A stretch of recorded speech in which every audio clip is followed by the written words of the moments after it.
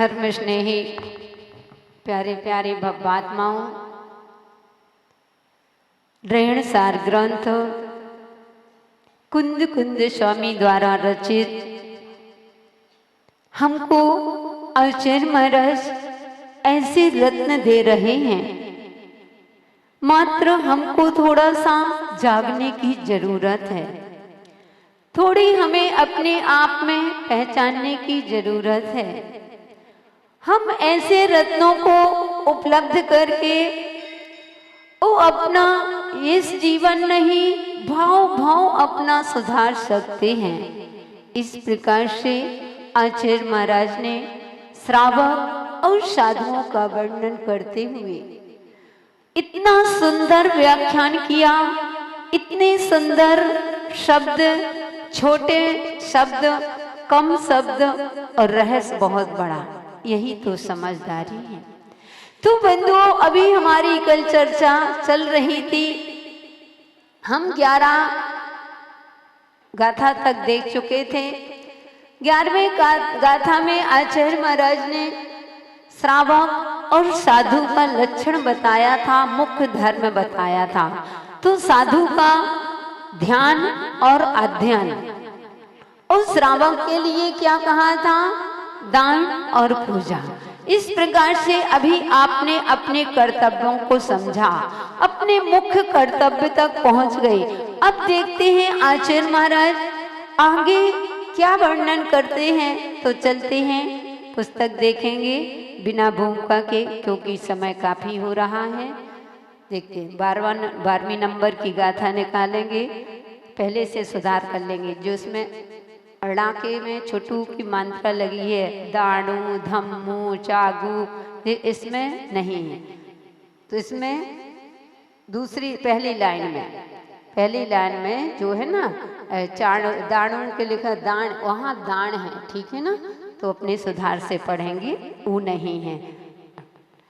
दानम ना, दानना, धम्मना, चागना, भोगना, वही रप्पो जो पयंगो सो, लो कषाय कषायज्ञी, लोय कषायज्ञी, मुहे पड़ी दो मरी दो न संदेहो। अब हम पढ़ते हैं एक आधी लाइन, फिर आप दानना धम्मना चागना, दानना धम्मना चागना,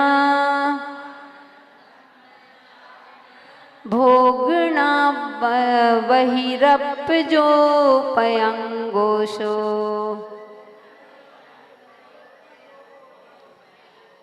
भोगना वही रप जो पयंगो सो, लोह कषायज्ञ मुहे पड़ी दो मरी दो न संदेहो। जोर से पढ़ो कि हमें भी तो आवाज आना चाहिए। दानना धम्मना चागना,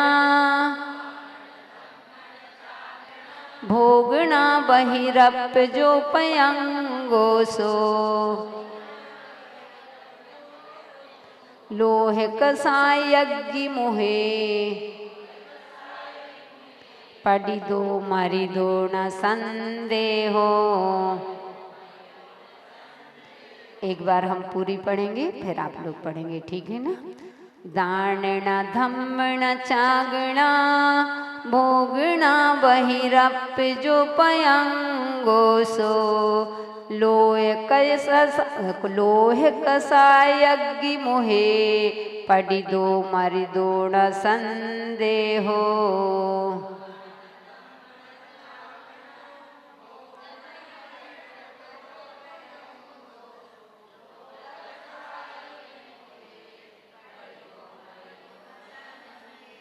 यहाँ कह रहे हैं, आ गया पढ़ना, ये बिल्कुल सरल है, जब उसका अर्थ पढ़ोगे ना बहुत जल्दी समझ में आएगा। यहाँ आचार्य महाराज अब कहते हैं, पहले तो 4 दान के बारे में बता दिया, धर्म के बारे में बता दिया। अगर जब आप मुख्य धर्म करने लगे, सच्चे श्रावक बन गए हो, तो अब और श्रेष्ठ बनने के लिए कह रहे हैं। अब यहाँ पर बहिरात्मा की परिणति कैसी होती है? पतंगे के समान होती है। बहिरात्मा की अब चर्चा कर रहे हैं, तो यहाँ कहते हैं जो, यानी जो श्रावक दान न, यानी दान न यानी नहीं देता है, धम्मना यानी धर्म पालन नहीं करता है, कहते हैं त्यागना और त्याग नहीं करता है, और कहते हैं भोगना और न्याय पूर्वक भोग नहीं करता है। सो माने वह बहिरप्पा, बहिरात्मा पयंगो, यानी बहिरात्मा पतंगा है। कितनी सुंदर बात कह दिया। कहते ना जो दान करता है, ना जो धर्म करता है, और ना त्यागणो, ना जो त्याग करता है, और क्या कह दिया, ना भोगना, और जो भोगों को न्याय पूर्वक नहीं भोगता है। भोग तो सभी भोगते हैं, भोगों में कमी नहीं है, लेकिन जो संपत्ति है, जो भोग आदि तुमको व्यवस्थाएं सामग्रियां मिली हैं, उनको न्याय पूर्वक ना, यानी न्याय पूर्वक भोगोना, मतलब जो भोग नहीं करता है, तो वह क्या है, बहिरात्मा, वह बहिरप्पा, यानी वह बहिरात्मा कैसा है, पयंगो यानी पतंगा है। लोह कसायज्ञ मुहे, और लोभ कसाय रूपी अग्नि के मुख में वह पतंगा अब कैसा होता है, तो कहते हैं लोह कसायज्ञ मुहे, यानी लोभ कसाय रूपी अग्नि के मुख में पैठ दो, यानी पड़ा हुआ मर दो, यानी मर जाता है। ना संदेह हो, इसमें कोई संदेह नहीं है। देख लो, मैं नहीं कह रही हूं, कौन कह रहा है, आगम कह रहा है।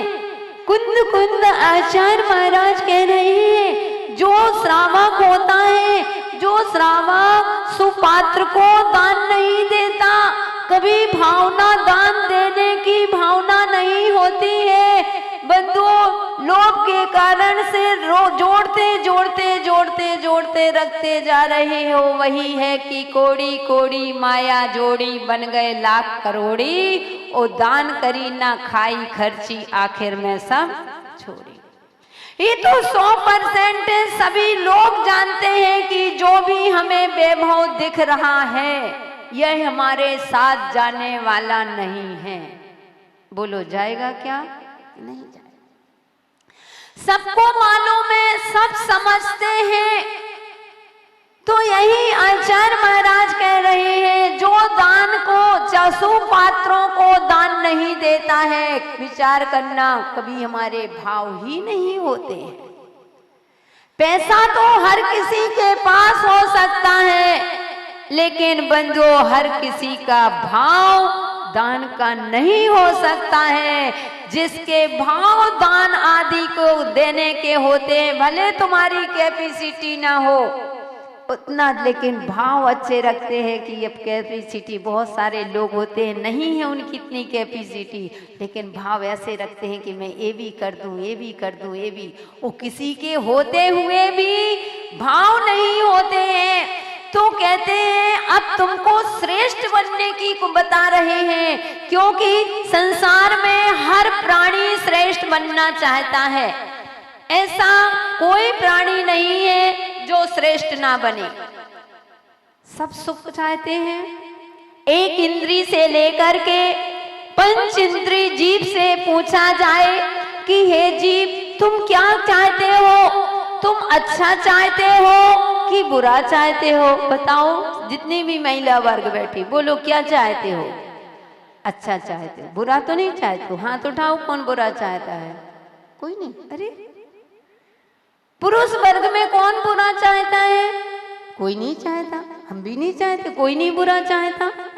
एक आप अपन तो पंच इंद्री है, कहते एक इंद्री जीव से भी पूछा जाए तुम क्या चाहते हो, बुरा चाहते हो कि अच्छा चाहते हो, हम अच्छा चाहते हैं, बुरा कोई नहीं चाहता। मार्ग सभी लोग अच्छा चाहते हैं, लेकिन क्या बिना अच्छा कार्य किए क्या तुम अच्छे बन सकते हो? क्या तुम अगर भोगों को भी न्याय पूर्वक नहीं भोगोगे, दान आदि की कभी भावना नहीं होती है, तो क्या तुम्हें अच्छा फल मिल जाएगा? क्या अरे जब तुम अपने चक्की पर, जब तुम कोई चक्की होती है उसमें गेहूं अनाज पीसते हो, तो उसमें जिसका दाना डालते हो उसी का ही तो आटा निकलेगा। अगर तुम गेहूं डाल रहे हो तो चना का आटा तो निकलने वाला नहीं है, ये तो निश्चित है, सभी लोग जानते। चलो भी रैयण सार की आगम की बात अलग रख दो, पहले ये बताओ खेत में जो तुम बोते हो वही तो तुमको मिलेगा, दूसरा मिलेगा क्या? जिसका बीज बोया है उसी का तो फल फसल आएगी, दूसरे की तो आ नहीं सकती है। अगर आपने पंखा का बंद ऑन किया है तो पंखा ही तो बंद होगा, चालू होगा। और अगर आपने सोचो कि मैंने पंखा का लाइट बटन खोला और पंखा जले, ट्यूबलाइट जल जाए तो क्या जलेगा? क्या नहीं जलेगा। सभी लोग जानते हैं यही तो ज्ञान है, लेकिन फिर भी यह जीव इतना अज्ञानी बना हुआ है। हम चाहते तो अच्छा है, चाहते तो स्वर्ग है, किसी से पूछो क्या चाहते हो? स्वर्ग चाहते हैं। नरक कौन चाहता है? कोई नहीं चाहता। सभी लोग स्वर्ग चाहते हैं। हाथ उठाओ, कौन कौन स्वर्ग चाहते हैं? सब चाहते हैं लोग, देखो कितनी जल्दी। लेकिन स्वर्गी कौन होना चाहते हैं? कोई नहीं होना चाहता। तो बिना स्वर्गी हुए क्या स्वर्ग मिल जाएगा? क्या है? बात को समझना। अब बहुत अच्छी बात चलेगी अपनी, बहुत गहराई की, और तुम्हारी ही बात चल रहा है। ये नहीं कहते हैं स्वर्ग तो चाहते हैं, तो क्या बिना मरे कभी स्वर्ग मिल सकता है? क्या अगर स्वर्ग चाहना है तो स्वर्ग भी तो होना पड़ेगा।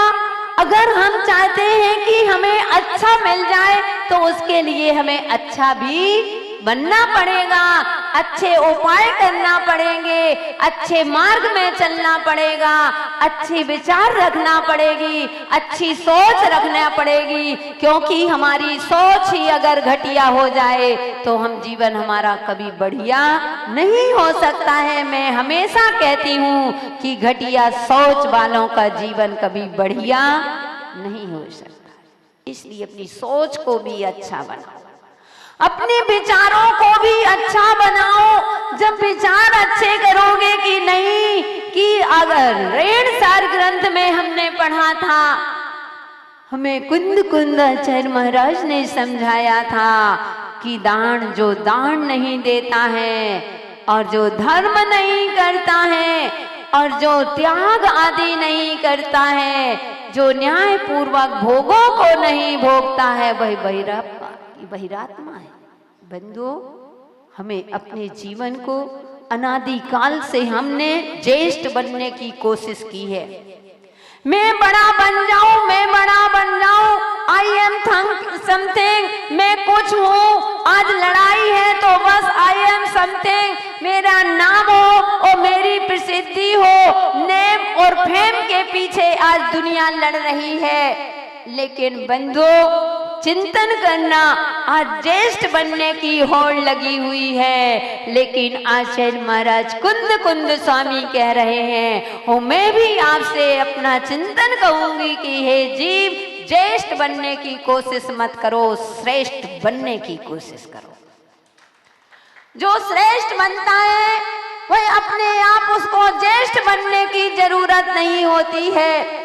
श्रेष्ठ बनने की दौड़ में भागोगे तो तुम्हारा पतन होगा, और श्रेष्ठ बनने की दौड़ में रहोगे तो तुम्हारा उत्थान हो जाएगा। इसलिए आचार्य महाराज कह रहे हैं कि जो धर्म पूजा आदि नहीं करता है, दान नहीं देता है, अष्टमूल गुणों का पालन नहीं करता है, व्रत संयम पूजा आदि अपने योग धर्म का पालन नहीं करता है, माता जी समय नहीं है।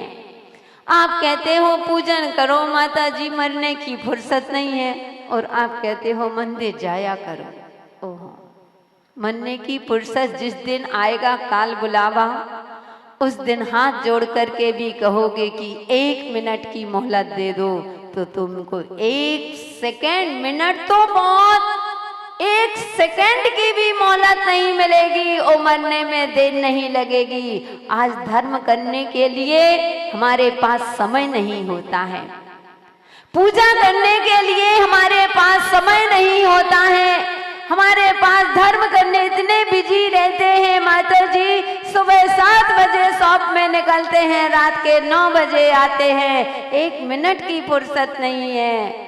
ओ बंधु, कभी रिश्तेदारों के यहाँ जाना हो तो तुमको फुर्सत मिल जाती है। धर्म करने की जब समय आता है, धर्म करने के लिए आपसे कहा जाता है कि पूजन आदि करो, स्वाध्याय करो, कुछ तो धर्म करो, अपने जीवन का उत्थान करो, तो कहते हो माता जी हमारे पास समय नहीं हो। आते भी हैं और उसी में कहते हैं कि पाप कर्म के उदय से कहते हैं कि कोई रिश्तेदार आना होता है, कोई गेस्ट घर में आते हैं, तो सबसे पहले आप क्या छोड़ते हो? सच बताना, मंदिर छोड़, मंदिर पूजा आदि छोड़ दी। क्यों? क्योंकि आज हमारे यहाँ गेस्ट आना है, अरे जिनसे संसार बढ़ना है, खर्चा भी होना है, और कहते हैं संसार भी बढ़ेगा, उनके लिए तुम्हारे कौन से रिश्तेदार तुम्हारे साथ निभा देंगे? बंधु, ये तो शरीर के समान रिश्तेदार होते हैं, तो क्या तुम किसके लिए, तुमने अपने लिए सब कुछ छोड़ दिया?